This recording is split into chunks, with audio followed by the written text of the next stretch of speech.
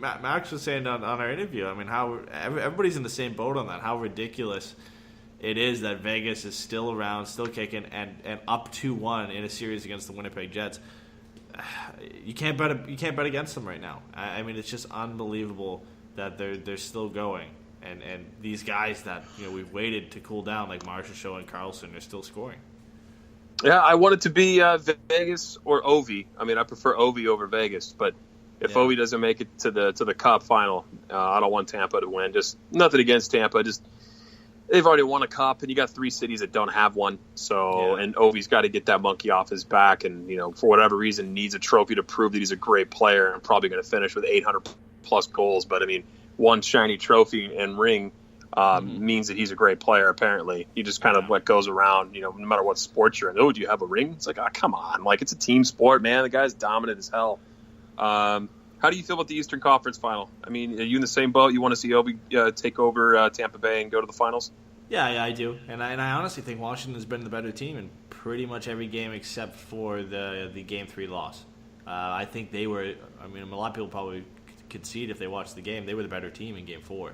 And Vasilevsky stole that game for Tampa Bay. I mean, he sure did. Yeah, there was not much more the Caps really could do in that game. I mean – they had a power. I think Tampa Bay had a power play, and they were actually doing a good job. Washington was of containing the power play, and then they just the power play was over. They're like, oh god, we got through that, and then Tampa Bay scored 10 seconds after the power play. So there were some lapses there for the Capitals in that game, but they've been the better team 3 out of the 4 games, right? I mean.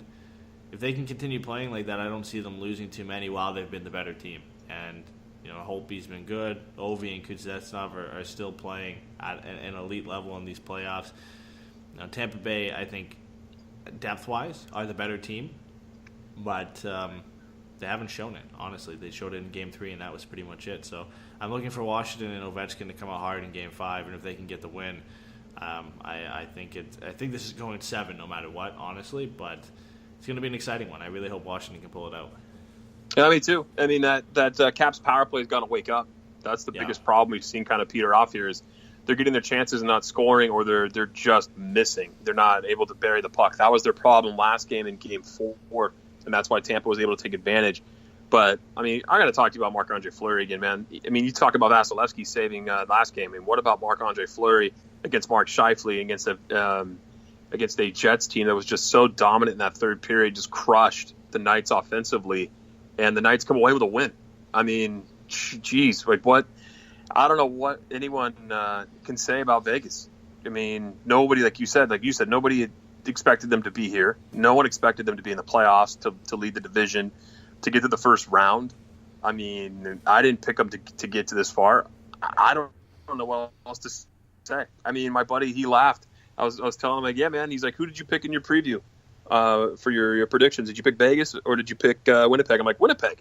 I'm like, you want to talk about a tough division? Winnipeg had to come out of the Central. I mean, Vegas came out of a much weaker Pacific division, and the Sharks are all right, but Winnipeg's stacked and they were running hot. They got a great goalie. I mean, things finally turned around for them. All those guys they drafted and are finally coming around, and everyone's like, okay, cool. This is the Winnipeg team we're waiting to see. And the Knights, you're like, wait a minute, if you shut down the top line, you're good, right? And not happening. The Knights are just able to keep up with them. I don't know what it is.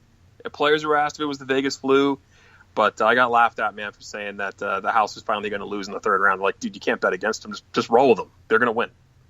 I just can't believe it. I mean, it's insane. And we were talking about this before the show when we were just doing some notes and stuff and talking about, if Marc-Andre Fleury continues to play like this and say, I mean, even if it's Tampa or if it's Washington in the Stanley Cup final, and if they end up losing but he ends up playing well and his numbers are still relatively close to what they are now, like he's got a save percentage of .945 and a goals against average of 1.7 this far into the playoffs.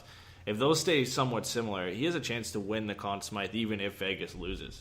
I mean, we've only seen it happen 5 times. 4 of those 5 times in history have been goaltenders. It really, and J.S. Shiger is one of the ones who ended up winning it while losing the Stanley Cup. That could be a possibility. I mean, Kuznetsov is leading the playoffs in points with 21. Ovi's right behind him with 20. And then, Tampa, it's Stamkos and Kucherov. I mean, if it's Tampa Bay and he continues to play well, I think he's probably going to win the Conn Smythe. I don't see anybody who's gone well and above and beyond. Maybe Vasilevsky, but even his numbers aren't that great on Tampa Bay to really warrant a Conn Smythe unless they blow up in the Stanley Cup final. So we could very well see that, honestly. I mean, he's been the best player for any team in the playoffs so far. There's some guys who are close. Mark Scheifele's carried the load for Winnipeg. Like I said, Kuznetsov and Ovechkin have been great, but Marc-Andre Fleury has been the story of the playoffs. And when we talked about it in our preview, everybody talked about it. If the Knights are going to go far, they need to rely on the guy who's had the most experience in the postseason, which is Marc-Andre Fleury, and he's done it. It's been unbelievable. That Wednesday night save, those two saves, unreal. Laine hitting the post, then Fleury rubbing the post, and then shout out to Fleury for giving Blake Wheeler a wet wheelie. That was pretty funny. Put his finger in his ear. And everyone's all upset, like, oh, is this just as bad as Brad Marchand? I'm like, no, it's not. The guy licked someone's face. Up his face multiple twice. Times. like, dude, this is nothing. One time you can be like, all right, whatever, he licked them. It was weird, but, it's like Lance Stevenson blowing LeBron's ear. You can just blow it off, and it's like, whatever. But it's like, whatever, then, man. You do it multiple times, it's like, hey, that's getting awkward. There's guys like that in every league, though. Like I just mentioned, Lance Stevenson is that guy in the NBA. And, Brad Marchand is that guy in the NHL. So, I mean, there's guys like that all over the place. There's just those guys who live to do that, and they kind of take it too far. Like, Sean Avery was a guy who took it too far on multiple occasions when he was in the NHL. So, there's always that guy. All right, so real quick, man, what are your money picks? You got Vegas winning the series or Winnipeg? I mean, throw out your prediction. Who's winning the series? Man, it all depends on tonight's game, honestly. It's cheap. That's cheap. Come on. I'm still gonna go with my pick and say Winnipeg. I think they're gonna turn it around tonight and win this game. And then if it's 2-2, I think they can win it. But, I mean, if Vegas wins tonight, it's pretty much over. I'm still gonna side with Winnipeg because I feel like they're the better team, they're the deeper team. I feel like they've got guys like Mark Scheifele and Blake Wheeler, Patrick Laine, and Kyle Connor. All these guys who can hurt you. I think they can turn it around, but not in a good spot right now, honestly. I mean, down 1-0 in Game 4, down 2-1 in the series. They're gonna need a big push here to turn to turn it around. And for the other series, I'm still gonna go Caps. I think Ovi and Kuznetsov have been so good. Holtby has been probably the second best goalie in the playoffs so far, and they didn't even start him. I mean, they started Grubauer, which is insane, but I think they're gonna pull it out.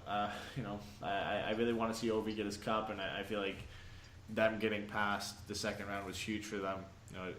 It's unbelievable they were up 2-0, and now they lost both games at home. But I just feel like they're going to pull it out.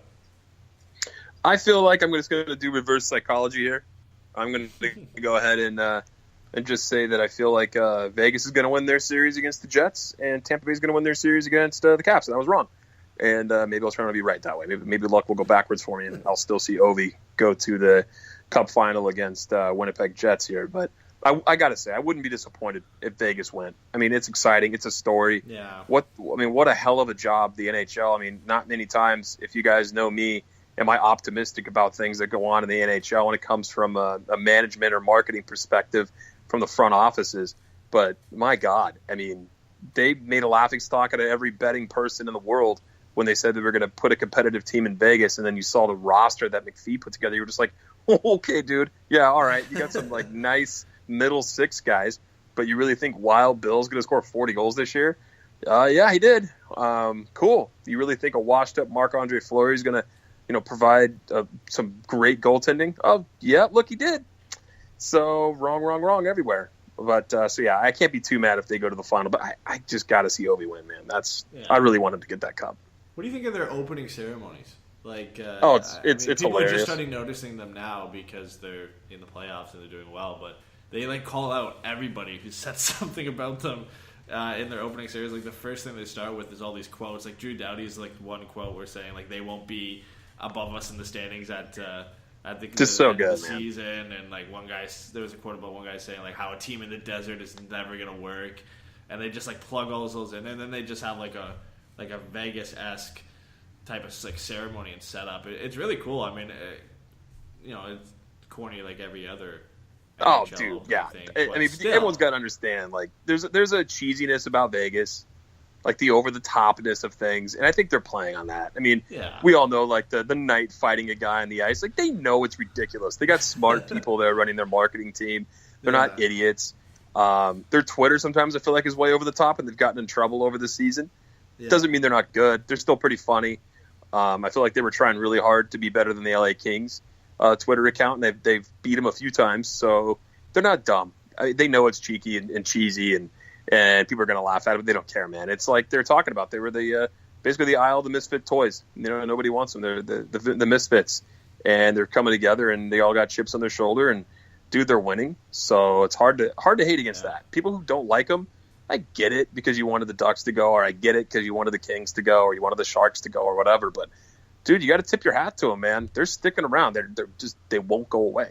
So to see what happens with that. But I mean, the only thing for me is I think their fans are going to be insufferable if they win a cup in their first year. Like, no matter what happens in that franchise from now on, they could suck for like 10 years straight, but they're always going to be like, oh, we won a cup in our first year, so eat that. Like, I feel like but like just, 30 years down the road, what are they going to say? Like, oh, we haven't won a cup in 30 years. You're like, okay, we won it in our first year. Nobody expected us to win it, and there'll be like some teams that we have more cups than you do. So. That's everybody. Oh, I know, hear you, but though, it's like it could backfire. Like, they could be. Like, it's gonna happen, or at least for like 5 years. If they win it, they're gonna be like really insufferable to listen to. Which, I mean, whatever.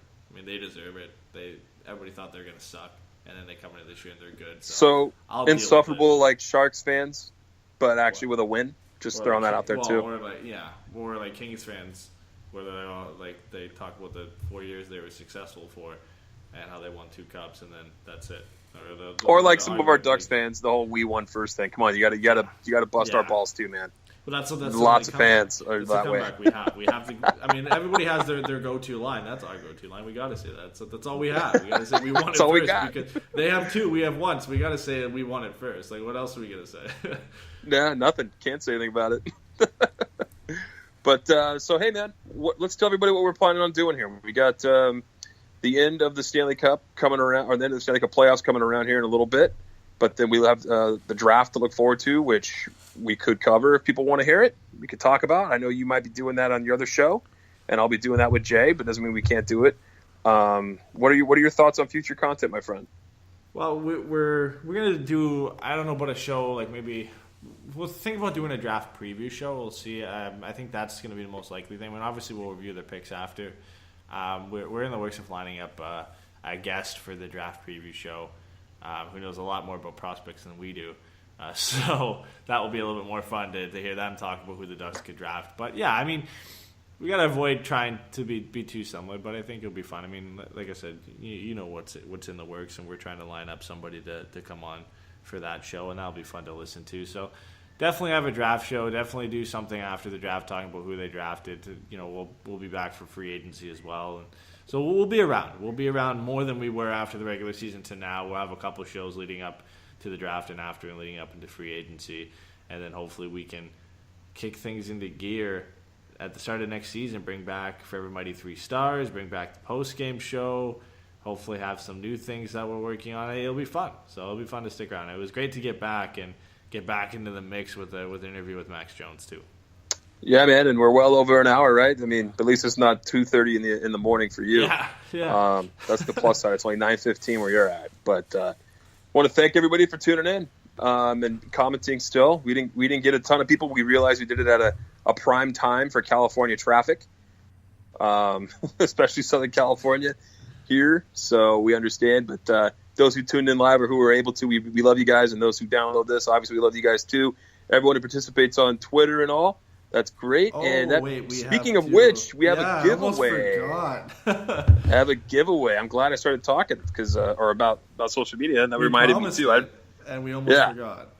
So we got a giveaway here. It's a gift card for Cool Hockey, right? Yes. All right, man. So do you have the papers in the hat, or how are you going to randomize this? I'm literally just using we have the 3 on Twitter, as you saw. We had Kestrel Scott, Nick Mastek, and McCann Sanford on Twitter. So I will just pop a little random number generator here between 1 and 3, and we'll see how it goes. So let's see. All right. All right, so we got the number. All right. This isn't as dramatic as you thought because we almost forgot about it. But yeah, if I could do a drum roll noise, I would. But I'm not that talented. I'm not a Foley artist. So